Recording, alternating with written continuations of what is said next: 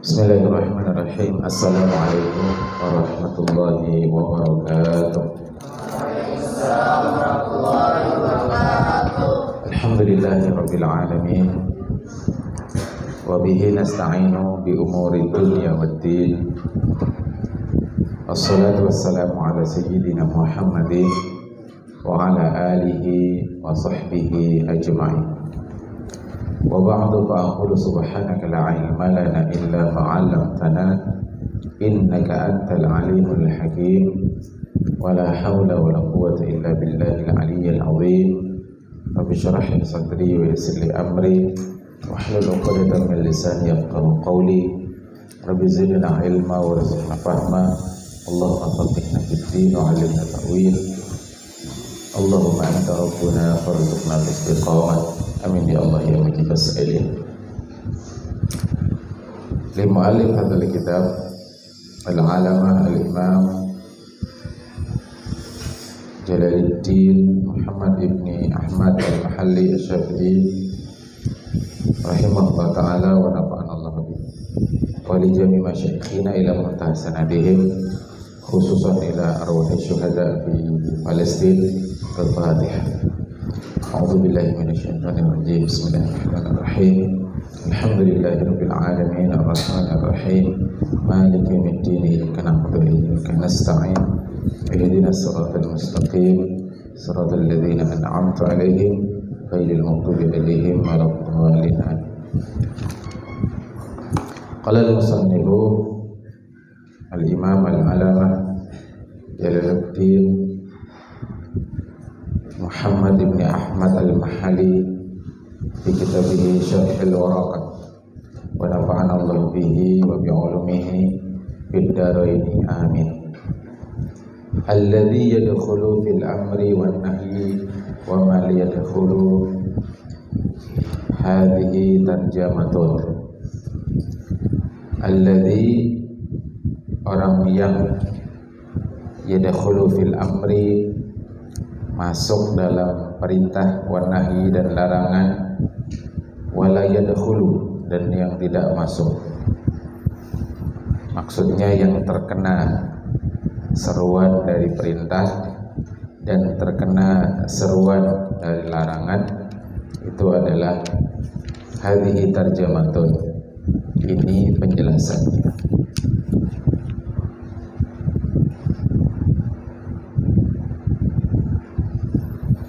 Sudah kita bahas bahwa al-amru adalah istida'a'ul fi'li bil qawli mimman huwa dunahu ala sabilil wujub.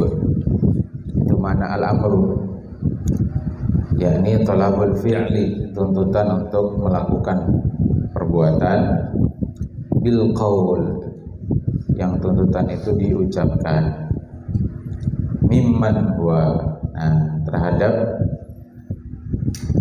orang yang dunahu, di bawahnya. Nah, siapa orang yang di bawahnya? Nah, di sini dibahas pada alladzi yadkhulu fil amri wan nahyi wa ma la yadkhulu.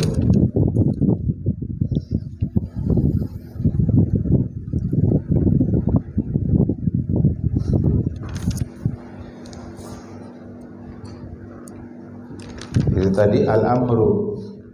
Demikian pula nanti an-nahyu. Ya, an-nahyu yadkhulu fi khitabillahi ta'ala mu'minun. Yadkhulu, yang masuk, fi khitabillahi ta'ala, dalam seruan Allah Ta'ala adalah orang-orang beriman. Jadi di sini al-mu'minun itu fa'il dari yadkhulu, fa'ilnya di belakang.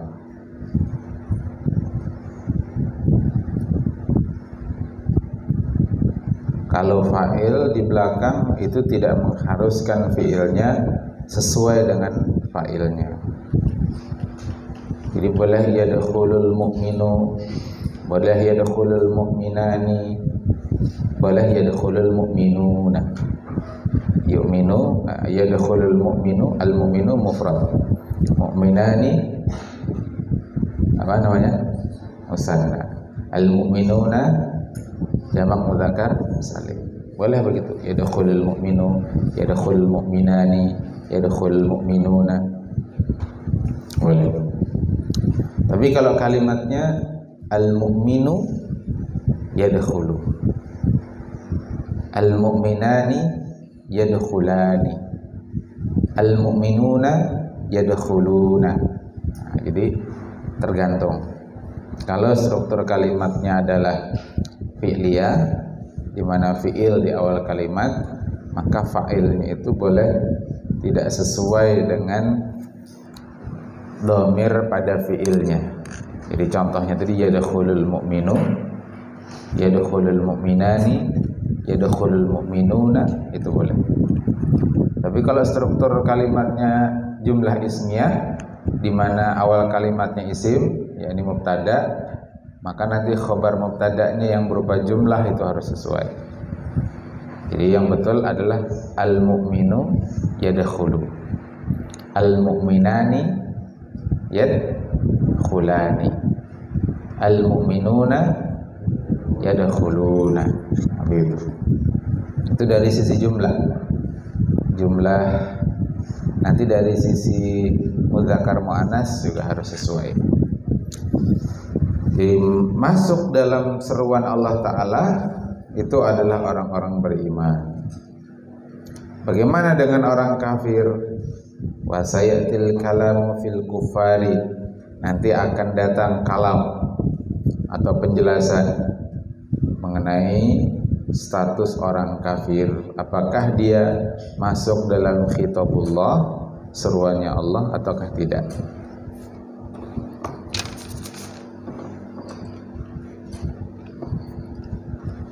Wasahi wassobiyyu wal majnunu ghairu dakhilina fil khitabi. Wasahi, orang yang lupa. Wassobiyyu, anak-anak. Wal majnunu, orang gila.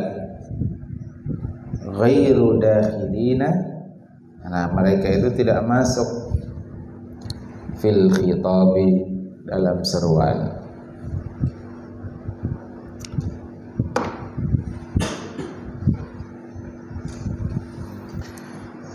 Siapa sahi? Sahi itu dari kata saha yashu, sahwan fahuwa sahin. Tasrifnya saha yashi sahwan fahuwa sahin. Saha. Dan bahasa Sunda. Bahasa Sunda saha itu artinya siapa? Saha eta, siapa ini?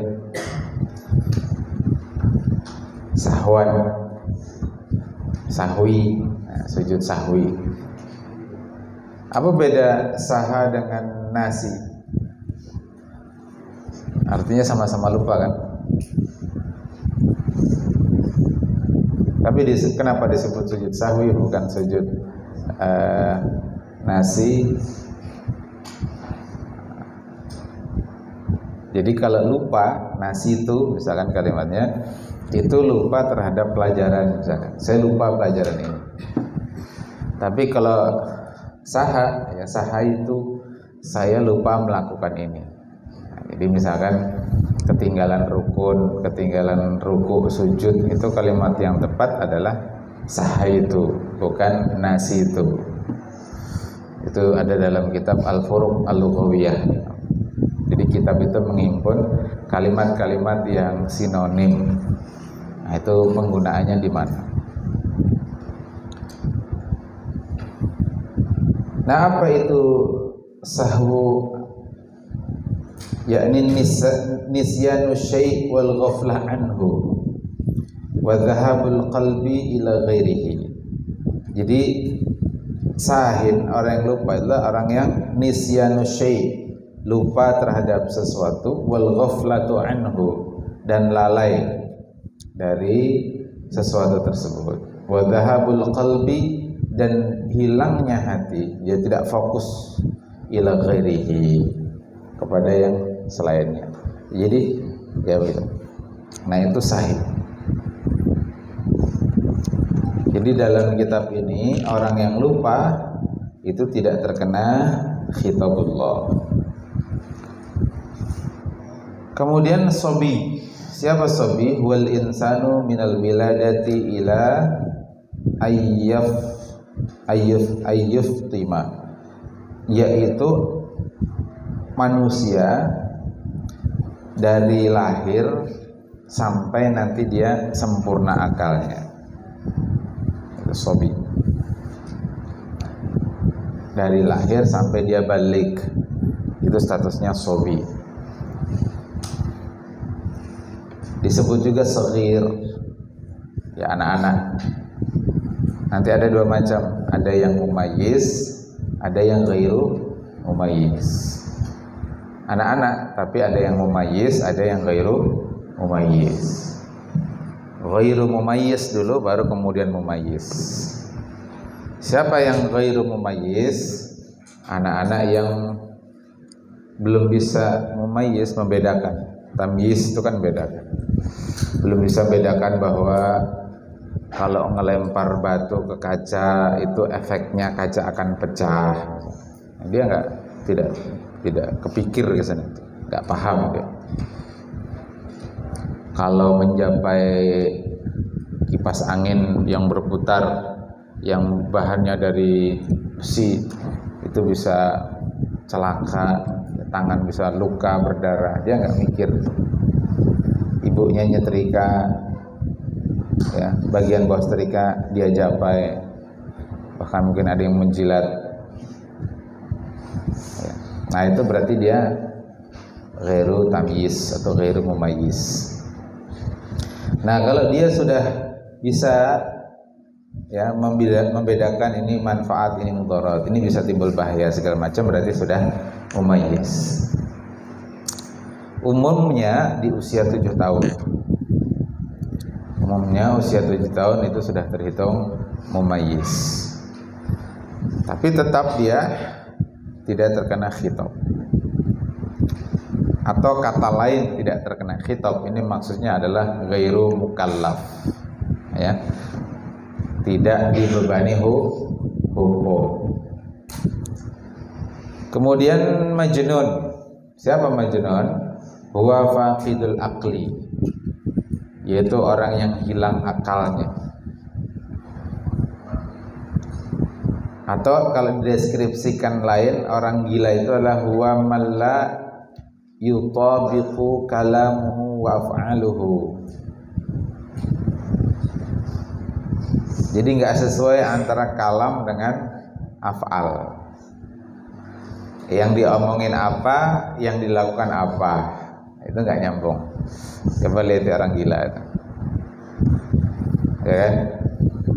Jadi kalau sulit antum mendefinisikan apa itu gila, itu di kitab ini ada. Jadi orang gila adalah faqidul aqli, orang yang hilang akal. Kalau masih belum terdeskripsi hilangnya akal, kan akal nggak bisa dilihat. Nah itu lebih deskriptif. Tadi disebutkan man la yutabiqu kalamuhu wa af'aluhu, yaitu orang yang tidak connect antara ucapan dengan perbuatan. Nah itu definisi orang gila. Jadi hati-hati ya, jangan sampai ngomong tidak sesuai dengan perbuatan, nanti bisa dihukumi majnun.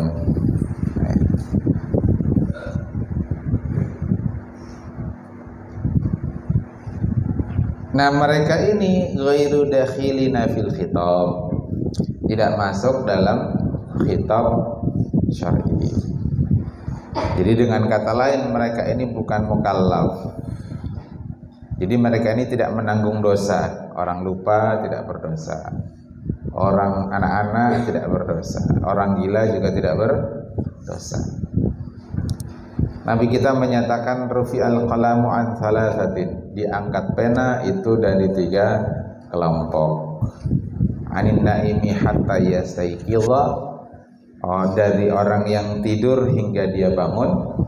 Jadi orang tidur itu tidak berdosa apapun gaya tidurnya, ya.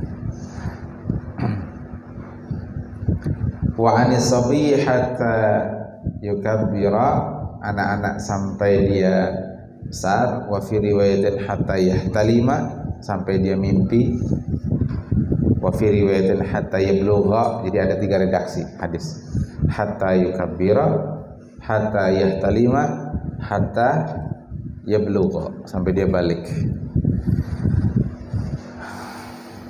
Wa fi riwayatin hatta yashibba, jadi ada 4 redaksi hadis.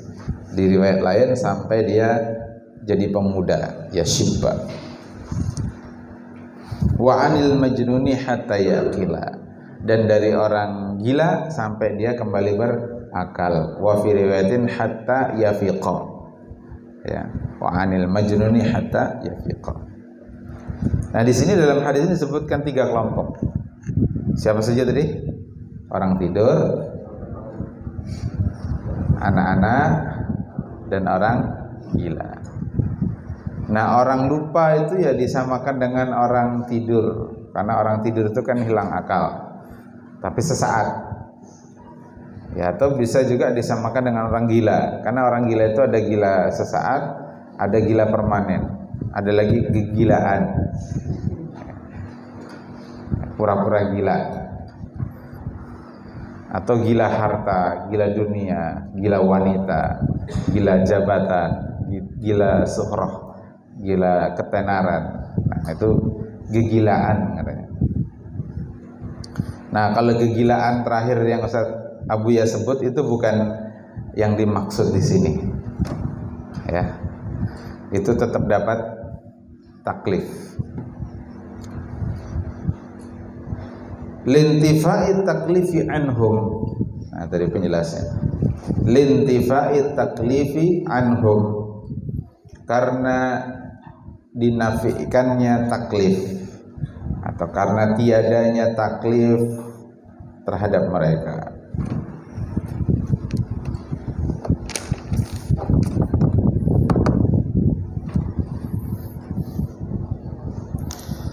Wa yu'maru sahyu ba'da dhahabis sahwi anhu bijabri khalalis sahwi ka qada'i ma fatahu minas salati wa dhamani ma atlafahu minal mali. Wa yu'maru sahi, yu'maru diperintahkan sahi kepada orang yang lupa, ba'da dhahabis sahwi, setelah hilangnya lupa, anhu darinya, bijabri khalalis sahwi, dengan menambal, bijabri menambal, khalalis sahwi selama dia lupa, menambal apa yang dia lupa. Ka qada'i ma fatahu minas salati, seperti mengqadha dari apa yang dia lewatkan dari salat. Wa dhamani ma atlafahu minal mali, dan mengganti dari apa yang dia rusak berupa harta. Nah, itu orang yang lupa, sahih. Jadi kalau orang lupa ketinggalan rukun misalkan dalam sholat, yang ketinggalan itu ruku misalkan, ya, ruku dan i'tidal setelah membaca surah di rakaat keempat dari sholat isya, dia langsung sujud, tidak ruku dan i'tidal. Maka apa yang dia lakukan dari sujud pertama, duduk di antara 2 sujud, kemudian sujud kedua, itu tidak teranggap. Ini ceritanya tadi misalkan di rakaat kedua salat isya, ya, maka rakaat kedua itu tidak teranggap sejak dia setelah membaca surah. Maka kalau dia mengerjakan rakaat ketiga itu terhitung sebagai rakaat kedua. Kalau dia mengerjakan rakaat keempat, itu dia terhitung sebagai rakaat ketiga. Nah, menambal jadi kalau dia mengerjakan rakaat ketiga, mulai dari ruku, i'tidal, sujud, duduk di antara sujud dan sujud, itu masuk dalam mengganti atau menambal di rakaat kedua. Nah, lalu apa yang dia lakukan di rakaat keempat itu adalah menggantikan posisi rakaat ketiga. Nah, berarti kemudian dia harus menambah, tanda kutip menambah satu rakaat lagi. Dari mana dia menggantinya? Menggantinya ya karena ini tidak mungkin langsung dari ruku, ya tidak mungkin langsung dari ruku, berarti ya dia harus dari membaca surah lagi, suratul Fatihah, kemudian ruku, i'tidal dan seterusnya. Nah, intinya dia harus menambah. Sultan, apa antum kerjakan? Apa yang antum kerjakan? Hah? Nulis apa? Nulis apa? Melihat tulisan antum apa? Bos ini. Yang antum tulis apa? Sini bos ini.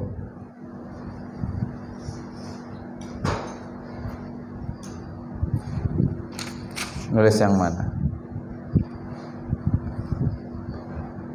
Apa itu?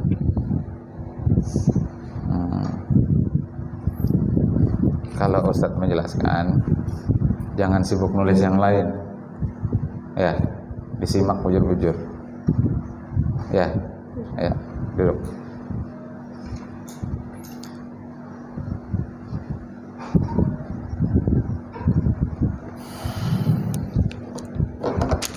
Wal kufaru mukhatabuna bi furu'i syara'i, dan orang kafir mereka diseru bi furu'i syara'i, dengan cabang-cabang syariat.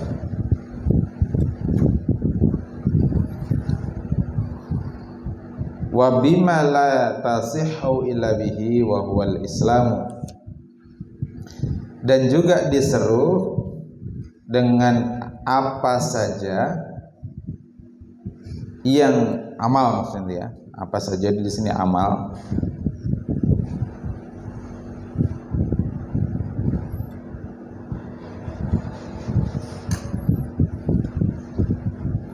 La tasihhu, yang tidak sah, illa bihi, kecuali dengannya. Nah, dengannya itu apa? Wa huwal Islamu, yaitu Islam.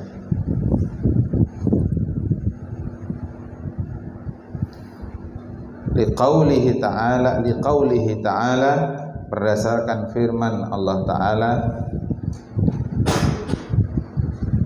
wa ma salakakum fi saqar qalu lam naku minal musallin.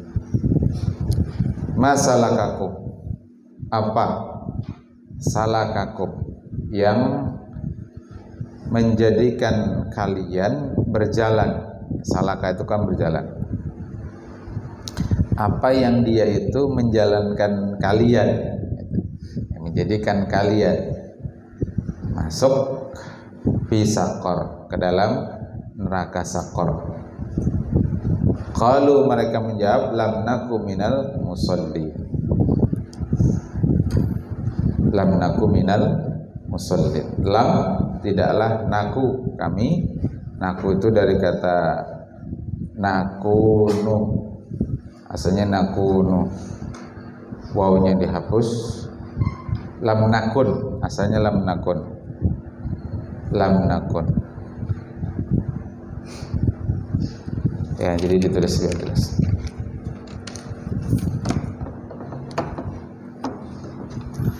Tapi kalau dijelas ini nanti seperti sultan itu sibuk mengerjakan yang lain, makanya agak males jadinya mensyarah atau menulis.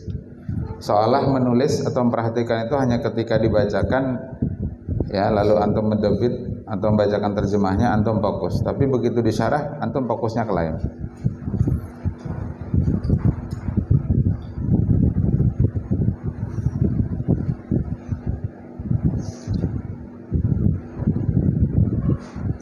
Seolah syarah itu menjadi tidak penting.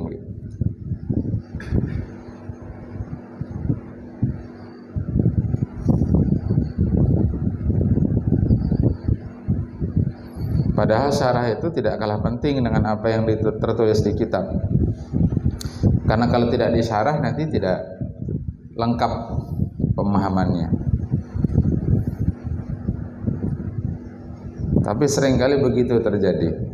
Ketika dibacakan, mengharokati, mendobit, fokus. Dibacakan terjemahnya, fokus menulis terjemah. Tapi begitu syarah, langsung ghaflah, lalai.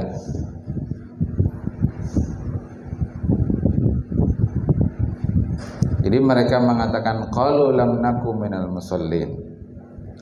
Kami tidak mengerjakan salat. Jadi naku itu dari kata nakun. Asalnya nakunu, ya, dari kana yakunu, tapi karena domirnya nahnu jadi nakunu. Nah, tapi karena dia majzum, karena kemasukan lam, jadi lam nakun, lam nakun. Lalu nun yang sukun itu dibuang lagi, jadi lam naku. Nah, syarah begitu kan gak ada di kitab. Nah, ketika guru mensyarah lalu antum gak fokus, antum gak dapat ilmu itu.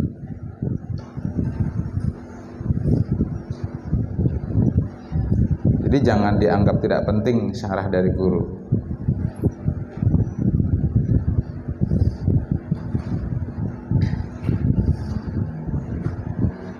Wa faidatu khitabihi biha iqabuhum 'alaiha.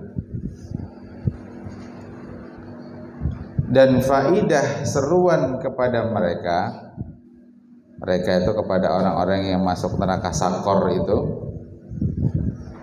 iqabuhum 'alaiha, itu adalah iqabuhum, hukuman terhadap mereka, ya, terhadap orang-orang yang lam nakum minal musallin, 'alaiha, atasnya, yakni disebabkan karena meninggalkan sholat tadi. Idz la tasihhu minhum fi halil kufri, karena tidak sah minhum dari mereka fi halil kufri, pada keadaan kufur. Jadi tidak sah sholat mereka saat mereka kafir.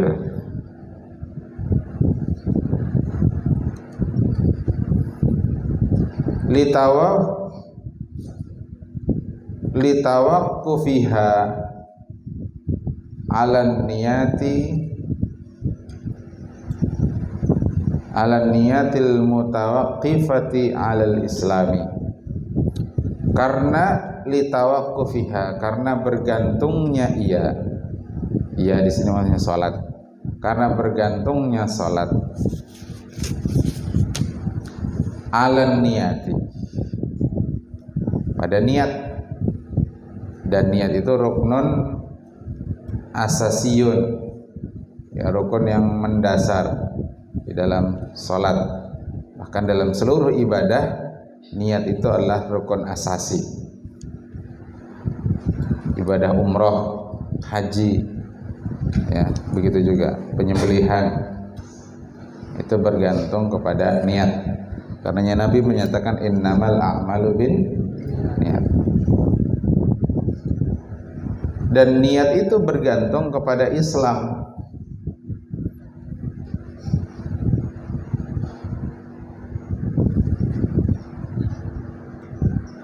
Wala yu'akhiduna biha, sampai situ dulu ya, kemudian disyarah. Maksudnya gimana?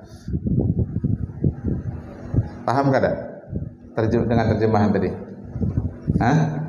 Sudah paham belum? Sudah paham? Nah, kalau belum maka perlu syarah dari guru. Kalau guru mensyarah,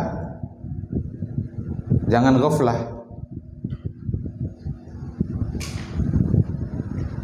Ini seringkali dilihatnya begitu.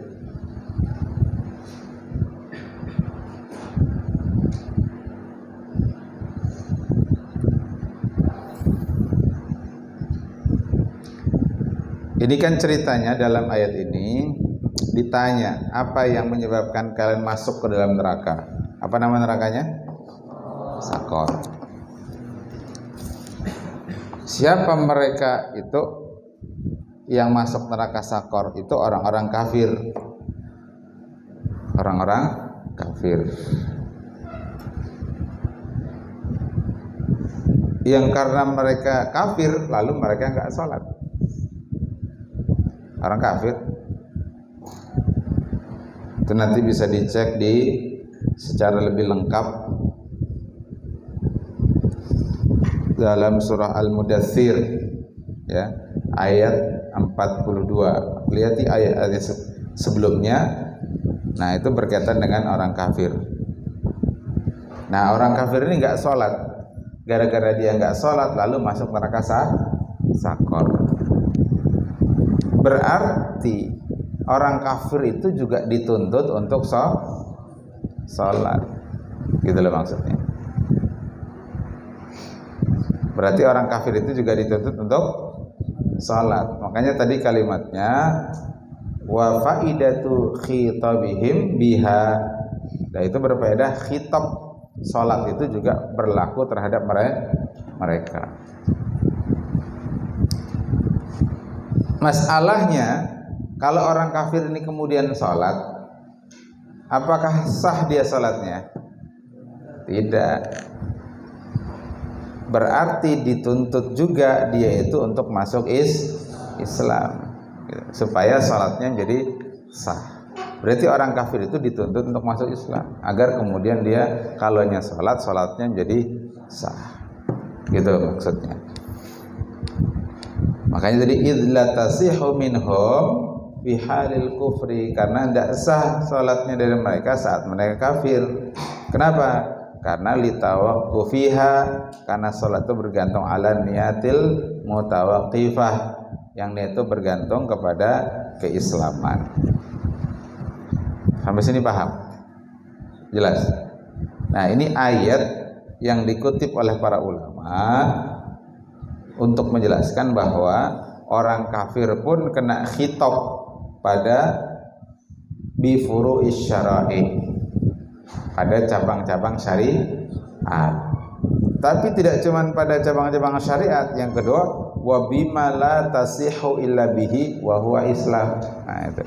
Dan pada apa saja ya yang tidak sah pelaksanaannya kecuali dengan berislam. Berarti orang kafir juga dituntut untuk bayar zakat. Tapi masalahnya ketika bayar zakat disyaratkan harus Islam. Coba baca di bab fikih ya. Di antara syarat muzaki dia harus muslim. Berarti orang kafir juga dituntut untuk berhaji. Yang kalau dia tidak berhaji berarti dia berdosa, dia masuk neraka. Kenapa? Karena haji itu disyaratkan harus Islam dan seterusnya. Jadi orang kafir itu nanti disiksa karena dua sebab secara umum. Satu, sebab kekafirannya ya, karena dia tidak memilih Islam, dan yang kedua nanti dia disiksa karena dia tidak menjalankan syariat Islam. Nah, kalau orang Islam itu nanti masuk neraka ya. Kalau dia sudah beriman tapi tidak menjalankan syariat, berarti dia masuk neraka gara-gara tidak menjalankan syariat. Gitu. Ada ayat lain di Hasyiah, tuh antum bisa baca.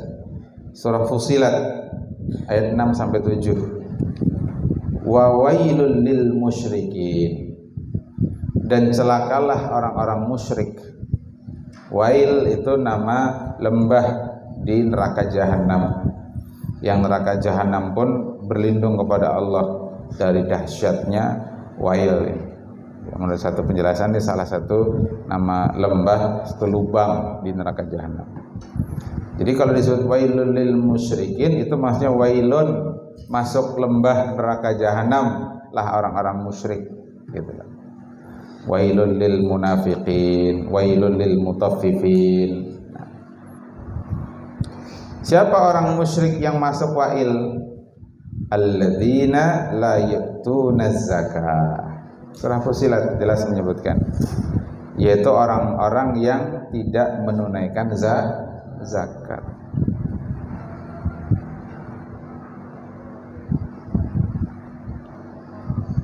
Kelas wa yu'akhiduna wala yu'akhaduna biha ba'dal islami targhiban fihi. Wala yu'akhaduna, dan mereka orang-orang kafir itu nanti tidak dihukum ba'da islami, ba'dal islam, setelah dia masuk Islam.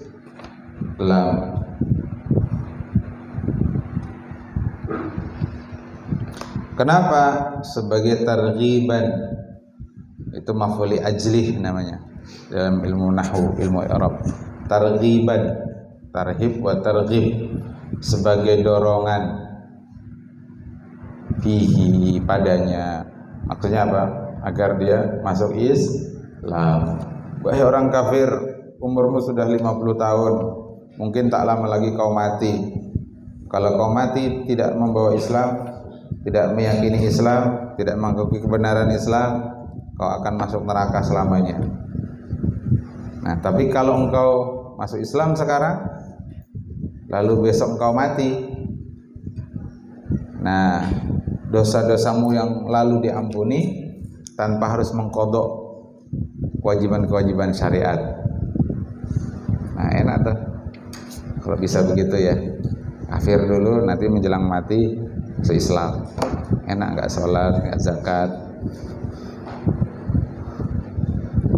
Kenapa bisa demikian? Karena Allah Ta'ala menyatakan dalam surah Anfal ayat 38, Qul, katakanlah wahai Nabi Muhammad, lilladzina kafaru, kepada orang-orang yang kafir, in yantahu, jika mereka berhenti, maksudnya berhenti dari kekafirannya, yughfar lahum ma qad salaf. Nah itu, ingat ya, yughfar lahum ma qad salaf, diampuni bagi mereka apa-apa yang telah lalu. Yughfar lahum ma qad salaf. Qul lil ladzina kafaru iyantahu, jika mereka berhenti dari kekafirannya, yughfar lahum ma qad salaf. Nah, ini bahasan mengenai al-mukallaf, ya, orang-orang yang dibebani hukum. Jadi sebenarnya bahasan bahwa orang kafir pun itu kena beban hukum itu sudah dibahas dalam kitab ulama dahulu, termasuk dalam usul fikih madhab Syafi'i, yakni syarah Waraqat ini. Jadi artinya ya kita wajib menyampaikan Islam kepada mereka. Jadi kalau ada pelajaran mengatakan jangan menyebarkan agama kepada orang yang sudah beragama, nah itu hanya berlaku untuk di luar Islam. Ya kan, antum dulu waktu belajar PPKN atau PKN, guru PKN mengatakan jangan menyebarkan agama kepada orang yang sudah beragama. Itu pikiran sesat, lagi menyesatkan. Kalau agamanya di luar Islam, benar itu untuk agama di luar Islam. Jadi jangan sampai orang di luar Islam mengajak-ngajak orang Islam untuk keluar dari Islam, atau mengajak-ngajak orang Islam agar masuk ke dalam agama selain Islam. Tapi bagi orang Islam justru wajib dia untuk menyebarkan agamanya. Karena kalau tidak, orang yang tidak berislam tadi masuk neraka sakor gara-gara ketidaktaatannya kepada syariat, gara-gara dia tidak sholat, Ya Habibi ya. Antum pindah sini Bib, ke depan. Duduk depan sini. Pindah sini, jangan nyender situ. Ya, sini. Maju semua. Satu langkah, maju. Ini seperti dibuai di Mina bobokan itu anak guring.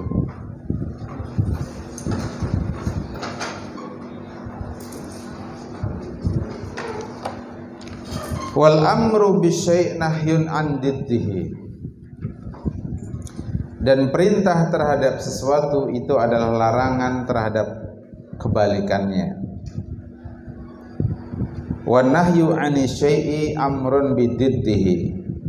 Dan larangan terhadap sesuatu adalah amrun, perintah, bididdihi, sebaliknya. Itu ini kaidah ya. Bagusnya antum hafali. Jadi pasangannya al-amru dengan nahyun, an-nahyu dengan amrun. Nah, bedanya kalau nahyun an pakai an diddihi. Kalau amrun bi diddihi. Polanya begitu. Al-amru bisyai' nahyun an diddihi. Wan nahyu bisyai' ya, an nahyu anisyai'. Jadi kalau nahyu pasangannya an. An nahyu anisyai' amrun bididdihi. Jadi bi an bi. Ya, polanya itu dihafali supaya nyaman menghafal. Bi an bi. Amru baru nahyu. Nahyu baru amru. Jadi al-amru bisyai' nahyun an diddihi. Wan nahyu anisyai' amrun bididdihi. Perintah melakukan sesuatu itu adalah nahyun, larangan, an diddihi, dari melakukan sebaliknya. An-nahyu anisyai', larangan dari melakukan sesuatu adalah amrun bididdihi, adalah perintah dari melakukan sebaliknya. Gimana penjelasannya? Fa idza qala lahu, maka jika dikatakan kepadanya uskun, diamlah. Apa bedanya uskun dengan uskut? Kalau uskut itu mulut, kalau uskun itu anggota badan. Jadi uskun, sakana yaskunu uskun, diamlah. Ini perintah apa larangan? Perintah. Berarti al-amru bisyai', perintah untuk diam. Kana nahiyan, itu adalah nahiyan, larangan. Lahu baginya, bagi orang yang dilarang, anit taharruk, untuk bergerak.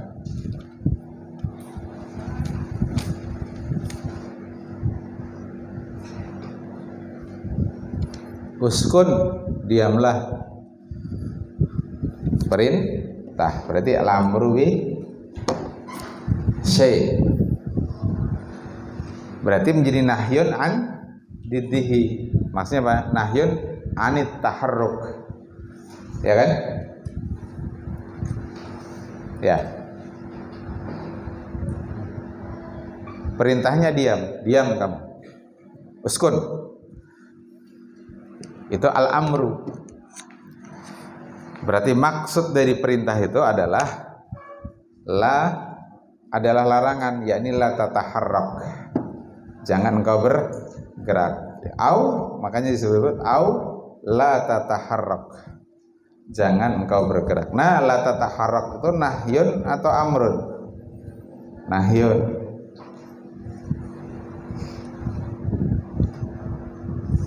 kana amiran lahu bisukuni. Jadi ini nahyun, la tataharrak itu contoh nahyun.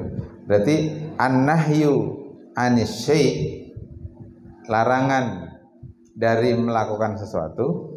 Berarti ini kan an-nahyu anit taharruk, larangan dari bergerak, la tataharrak, karena itu adalah amiron, perintah, lahu baginya bisukun, untuk diam. Paham lah nih? Ya. Jadi hafal aja kaidahnya tadi. Al-amru bisyai' nahyun an diddihi. Contohnya apa? Uskun, diamlah. Berarti diam itu perintah, al-amru. Berarti itu larangan untuk bergerak. Gitu.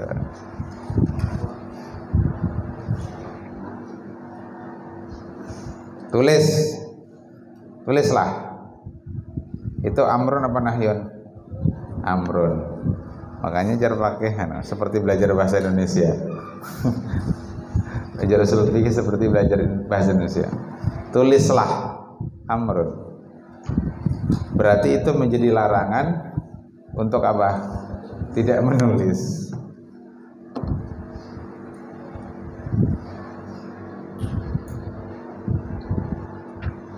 Simaklah syarah guru, penjelasan guru. Perintahnya simaklah. Berarti itu larangan untuk tidak menyimak. Harus paham antum Sultan.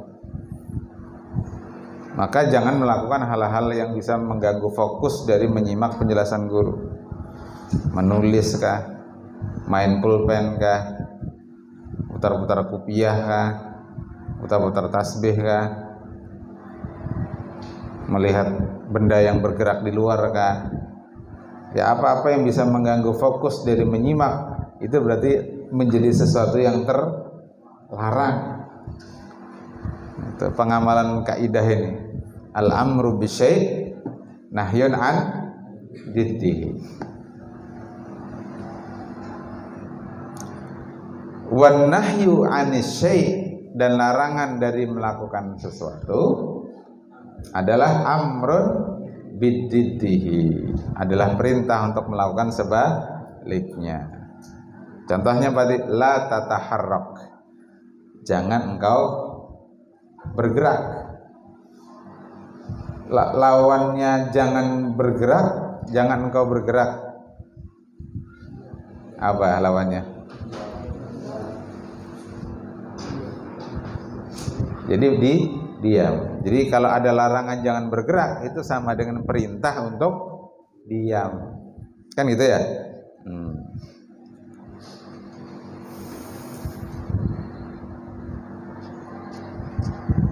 Jangan ngobrol sendiri. Larangan tak? Berarti perintah untuk diam.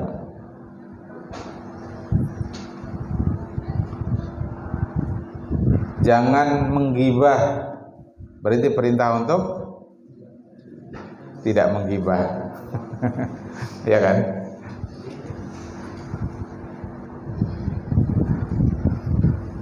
Jangan mancing. Berarti jangan engkau mancing, itu larangan. Berarti itu perintah untuk tidak mancing lah. Ya, jangan mancing, itu berarti perintah untuk tidak mancing. Itu menurut mazhab Syafi'i.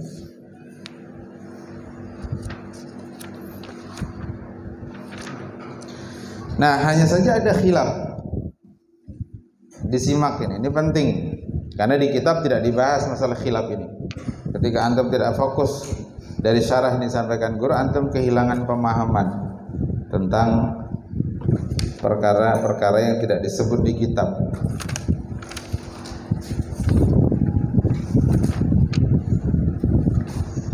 Jadi di sini disebut begini.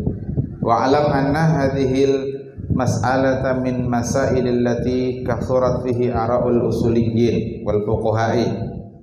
Ketahuilah bahwasanya masalah ini, kalau antum enggak ada kitabnya, simaklah, istami. Berarti itu perintah untuk menyimak, sekaligus larangan untuk tidak menyimak. Ya kan? Ya, larangan untuk melakukan sesuatu yang bisa mengganggu fokus dari menyimak. Ketahuilah bahwasanya masalah ini, masalah yang tadi, al-amru bisyai' nahyun an diddih wa nahyu anis syai' amrun bididdih, itu adalah masalah yang kasurat fiha araul usuliyyin wal fuqaha.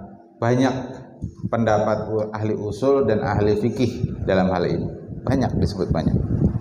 Wa ta'addadat madzahibuhum, dan berbilang mazhab mereka. Wassawabu, dan yang benar, ini kalau ketemu alim, yakni Syekh Abdullah Ibn Salih Al-Fauzan. As-shawab, yang benar, fiha ma qarrarahu Syekhul Islam Ibnu Taimiyah, adalah apa yang ditetapkan oleh Syekhul Islam Ibnu Taimiyah wa tilmidhuhu Ibnu Qayyim dan muridnya Ibnu Qayyim, wa rajjahahu Shinqiti, dan itu dirajihkan oleh Imam Shinqiti, annal amra bisyai' laisa huwa ainun nahyi an diddihi. Dikembalikannya, bahwasanya perintah terhadap sesuatu itu bukanlah larangan terhadap kebalikannya. Walakinnahu yastalzimuhu, akan tetapi itu hanya konsekuensi dari sebuah perintah, ya, sesuatu yang lazim, mengikat, ya, konsekuensi dari perintah. Li'anna talaba syai', karena tuntutan terhadap sesuatu, talabul lahu bidzat walamma huwa min daruratihi bil luzum min babi ma la yatimul wajib illa bihi fa huwa wajib. Jadi karena perintah itu perlu konsekuensi, ya, istilzam tadi, dan itu masuk dalam bab ma la yatimul wajib illa bihi fa huwa wajib. Jadi tadi kalau dikatakan diamlah, ya, uskun, berarti konsekuensinya ya tidak boleh bergerak, gitu loh maksudnya. Bukan mesti kebalikannya, hanya konsekuensi saja. Karena penerapan dari kaidah ma la yatimul wajib illa bihi fa huwa wajib. Sebagaimana uskun, nah beliau sebutkan fa qauluka, ucapan engkau uskun, diamlah, yastalzimu nahyuka anil harakah, itu meniscayakan, ya, berkonsekuensi pada larangan dari melakukan gerakan. Li anal ma'mur bihi lam yumkin wujuduhu ma'atalabusi biddihi, karena terwujudnya perintah itu tidak mungkin terwujud kecuali dengan melakukan kebalikannya. Jadi ada khilaf dalam hal ini. Nah, ini penting Ustaz sampaikan, karena nanti pendapat yang kami pilih, ya, pendapat yang kami ambil dalam hal ini adalah pendapat yang kedua, yang berbeda dengan yang diambil dalam kitab Syarah Waraqat ini. Dan pendapat kedua ini bersesuaian dengan pendapat Al-Alamah Asy-Syaikh Taqiyuddin An-Nabhani dalam kitab As-Saksiyah Islamiyah juz salis, Saksiyah Islamiyah juz yang ketiga. Beliau menyampaikan kaidah seperti pendapatnya Syekhul Islam Ibnu Taimiyah, kemudian muridnya yakni Ibnu Qayyim Al-Jauziyah, dan juga tadi yang dirajihkan oleh Syekh Asy-Shinqiti. Jadi di Saksiyah Islamiyah juz 3 halaman 226 beliau menyebutkan begini: wal amru bi syai' laisa nahyan an diddihi. Jelas, ah? Kaidahnya bertentangan. Al amru bi syai', perintah terhadap sesuatu, laisa nahyan an diddihi, ada tambahan laisa. Jadi perintah terhadap sesuatu itu tidak otomatis menjadi larangan bagi kebalikannya. Tapi nanti penjelasannya, jangan titik antum lalu antum menyimpulkan kalau Ustaz ngomong diam lalu antum ngobrol. Kan al-amru bisyai' laisa nahyan an diddih. Nanti dulu. Wa nahyu anis syai', dan larangan dari melakukan sesuatu laisa amran bididdihi. Nah, itu maksud beliau itu begini. Maksud Syekh Taqiyuddin Nabhani. Jadi jangan dimutlakan gitu loh. Tidak otomatis. Ya, tidak otomatis. Tapi untuk menyatakan bahwa ketika ada perintah maka itu menjadi larangan, dari kebalikannya itu harus berdasarkan dalil, kata beliau. Atau tadi seperti yang disampaikan oleh Syekhul Islam Ibnu Taimiyah, itu tidak mutlak-mutlakan begitu, tapi tergantung dia berkaitan dengan konsekuensi perintah itu atau tidak. Kalau dia berkaitan dengan konsekuensi perintah, berarti berlakulah kaidah malaitimul wajib ila bihi fahuwa wajib. Jadi ketika ada guru mengatakan istami, simaklah, itu kan perintah. Memang betul, ya. Laisa apa tadi? Laisa nahyan an diddih. Berarti tidak otomatis menjadi larangan untuk melakukan perbuatan selain menyimak. Tidak otomatis berdasarkan perintah itu, ya. Tapi dari sisi istilzamnya, dari sisi malaitimul wajib ila bihi fahuwa wajib, tidak mungkin menyimak itu terwujud kecuali dengan benar-benar memperhatikan, bukan dengan melakukan yang lain, gitu loh. Mudah-mudahan antum paham. Ya, tapi kalaupun belum paham, hafali aja dulu kaidahnya. Karena ini panjang lebar bahasanya. Jadi kalau menurut mazhab Syafi'i tadi kaidahnya apa? Al-amru bisyai' nahyun an diddihi. Wan nahyu anisyai' amrun bididdihi. Nah, pendapat lain seperti yang dirajihkan oleh Syekh Syengkiti, dirajihkan oleh Syekh Abdullah bin Fauzan, termasuk ini pendapat yang disetujui oleh Syekh Taqiyuddin Nabhani, kaidahnya adalah al-amru bisyai' laisa nahyan an diddihi wan nahyu anisyai' laisa amran bididdihi. Tinggal dimasuki laisa saja. Wallahu taala alam bisawab. Hadza akhiruhu wa sallallahu alaihi Muhammadin sallallahu alaihi wasallam. Subhanakallah bihamdik asyhadu an la ilaha illa anta astaghfiruka wa atubu ilaik. Hadanallahu wa iyyakum ajma'in wa lakum minkum. Assalamualaikum warahmatullahi wabarakatuh.